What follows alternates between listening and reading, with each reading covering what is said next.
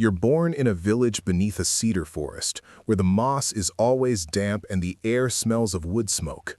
You grow up barefoot, your fingers always stained green from picking tea leaves, chasing other children through the mountain mist. You laugh easily, you sleep deeply. You believe the world is small, but safe. By the time you turn 6, you start to help your mother spin silk. You also help collect water from the stream, and when no one's looking, you steal persimmons and get caught every single time. On most days, your father is a stonecutter. Most of what you eat is bought with his sweat. On other days, he is a laborer as the local lord requires men to repair the castle walls. Your mother tends to the family garden. She juggles it together with taking care of you and your siblings. She always tells you that silkworms are easier to feed than children. You agree. Here, life is simple, poor, harsh, but you're happy. When you turn 12, you start following your mother to the market near the castle. There you see the samurai pass, tall men in lacquered armor with sharp blades and eyes that never blink. Sometimes they look at you just a little too long. Your mother steps in front of you like a shield, and when she tells your father, he growls like he's threatening the entire world.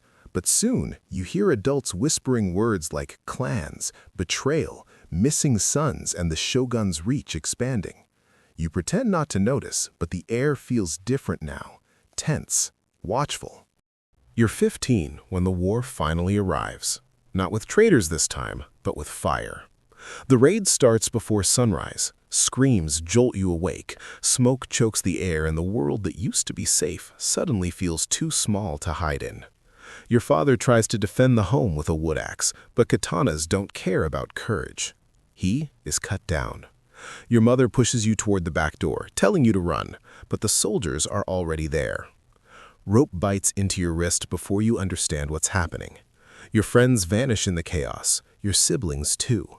You're herded with the other girls, the quiet ones, the unlucky ones, and marched to the castle for days. Feet blistered, throat dry, heart numb. Then the stone gates welcome you. You're shoved into a dark room with basins of water, combs, and boxes of white powder.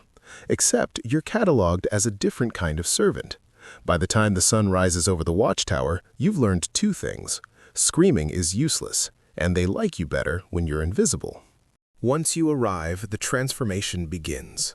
You're inspected like a tool, renamed without ceremony, and assigned to the Kubi-jiki, the headroom. Your childhood doesn't end with a marriage, it ends with a blood-soaked bag. In this room, the first thing they take is your fear. You are taught to handle the dead, not just for hygiene, but because it makes the Lord's victory easier to see, easier to celebrate, easier to present to the shogun. Then your work becomes a daily project. Morning baths for the trophies in cold water, scented oils rubbed into cold skin until the smell of the battlefield fades. Ointment massaged into the neck, the ears, the jaw, places you didn't know mattered. Coal drawn around the eyes with a precision that stings. White lead powder applied until a face of terror looks like a mask of peace. Older servants teach you everything you never wanted to know. How to wash away the grit without tearing the skin, how to retie a top knot so the honor remains intact, how to stitch a neck so the head sits straight on its wooden board, how to endure the sight of open wounds without recoiling. They call it respect. They call it the way of the warrior, but everyone knows this is not a temple. It is vanity, sculpted into rot. And as you learn to move like a shadow, you also learn the hierarchy you now serve. The daimyo at the top, the generals beneath him, the samurai below them, the head cleaners. Congratulations, that's you, servants, and ghosts.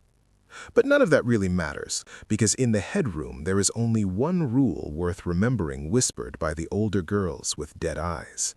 The dead cannot hurt you, but the living will. A week after entering the castle, you and the other new girls are assembled. There, the head steward inspects your work.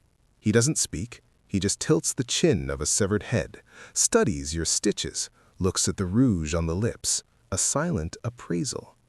He approves of your steady hands, and you're moved into the inner rooms, the scented, polished, quiet part of the castle, where women glide instead of walk, and smiles never reach their eyes. It smells of incense and secrets. Your first night doesn't come from a master, it comes from a bag. A high-ranking enemy general, defeated in the morning.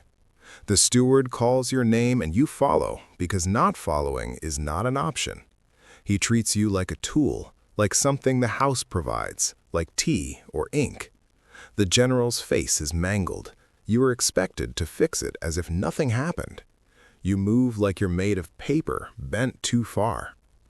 It continues. Battles come and go. Trophies arrive. You become part of the celebration. Prepare the basin, prepare the face. You learn to breathe shallowly, to stare at the wood grain, to make your mind a blank, safe place to hide. Numbness becomes a skill as essential as stitching. Years pass. You're 30 now. You've decorated 1,000 deaths. You are free to leave, but you have no name to go home to. You walk back to your village, but the forest is gone. You sit by the stream and look at your reflection. You realize you haven't broken the cycle. You've just spent your life reflecting it. And with that realization, dread settles in. Your hands are clean, but you still smell the iron. You're free. Hollow, yes, but free. And that has to be enough.